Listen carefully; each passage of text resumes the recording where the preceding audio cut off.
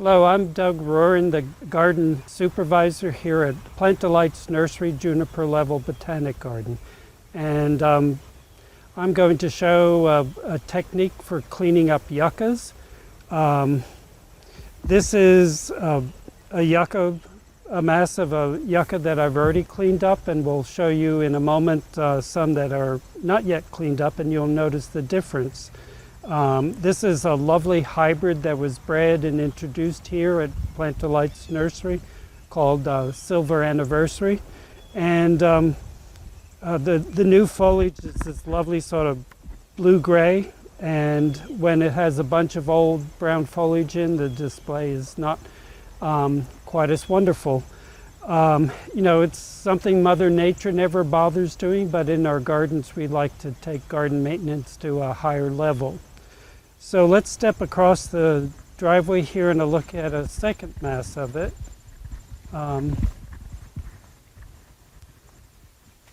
You can see there's a lot of brown foliage in here, and it's not a matter of health. It's just the nature of the plant. Yuccas fall into two categories. One's like this that don't develop an above ground stem, and then the other category are the ones with definite stems. Some of them are large trees like the Joshua trees in the southwest US. And people are often surprised to find out that there are yuccas native to the East Coast. There are at least three species native to North Carolina.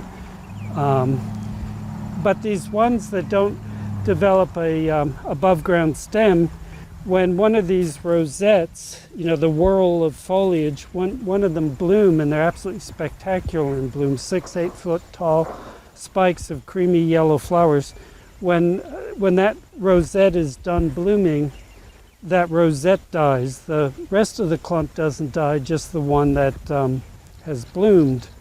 And so what is now brown within this clump are the rosettes that completed their life cycle. A pair of gloves is useful doing this. This is not it's a little bit pokey. If it was a bigger growing plant, I'd highly recommend a pair of safety glasses, or at least sunglasses to protect your eyes. This work, you know, you could do with a standard pair of pruning shears. I think the stems, you often need something more substantial, and either a pruning saw or a pair of loppers allows you to do a lot of the pruning work from outside the clump, so you know, less damage to your hands and forearms. I'm going to reach in here and feel where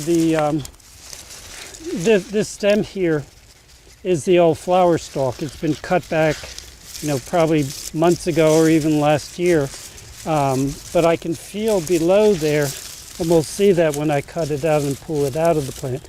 I can feel right where that stem is. And again, it'll be much more obvious when I cut it and pull it out. But having located it, I can take the pruning saw in there, and usually without damaging any of the neighboring stems.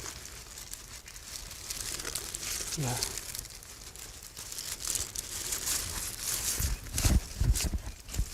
Oops.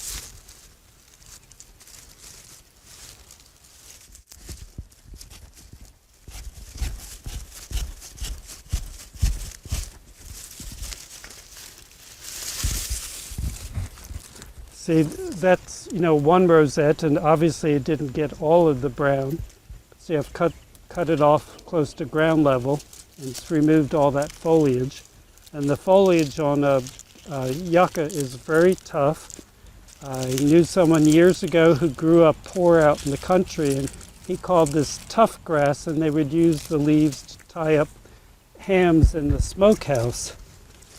So a saw is better at cutting these than something like pruning shears or that lopper.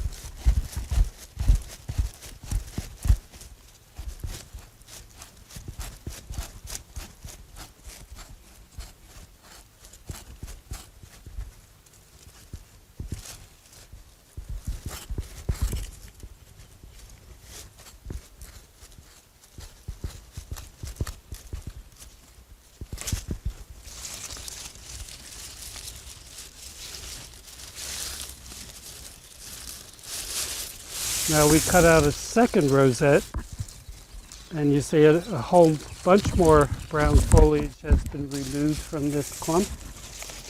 And I suspect this hasn't been done in a few years, so if you did this once a year, removing any that have turned brown, this is one that was, I managed to cut while cutting the other one. If you do this on a regular basis, maybe once a year at the most, there wouldn't be quite as much to clean out as I have to clean out of this clump today.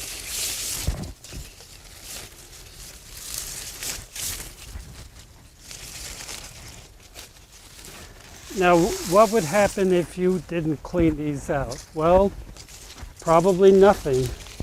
Again, this is not something that happens in nature. Nobody's coming along and cleaning this stuff out.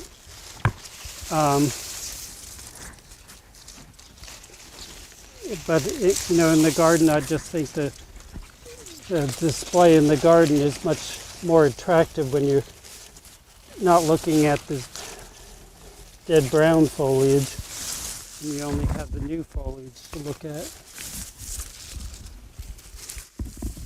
I'm able to pull out some foliage without cutting a stem, probably because it got cut in the process of cutting out that stem.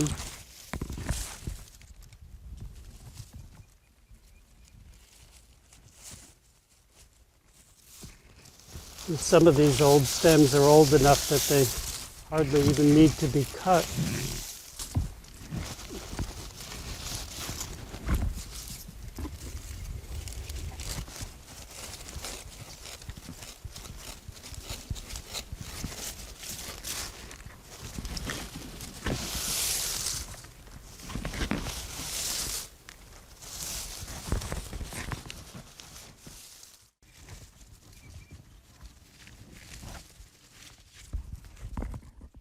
Okay, well, that's very close to being done.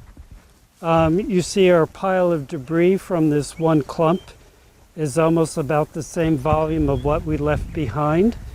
But I think what we've left behind looks so much better because we see the beautiful foliage without the brown. And again, if this was done on a yearly basis, the amount that you'd have to remove would be a small fraction of what we removed just now. There are a lot of plants we grow in the garden that we grow just for their pretty flowers. And the flowers on the yuccas are tremendously dramatic, very beautiful. But year round we have this beautiful architectural foliage. And in gardens, plants with architectural forms are really add a lot of beauty and interest to the garden, because you look at something like asters and sunflowers are blooming this time of year. They're very beautiful, but there's no distinct form to them. And the yucca has this very shapely presence in the garden year round. So having that form all cleaned up without dead just enhances the display. So I hope this little technique has helped you in the maintenance of your gardens. Thank you.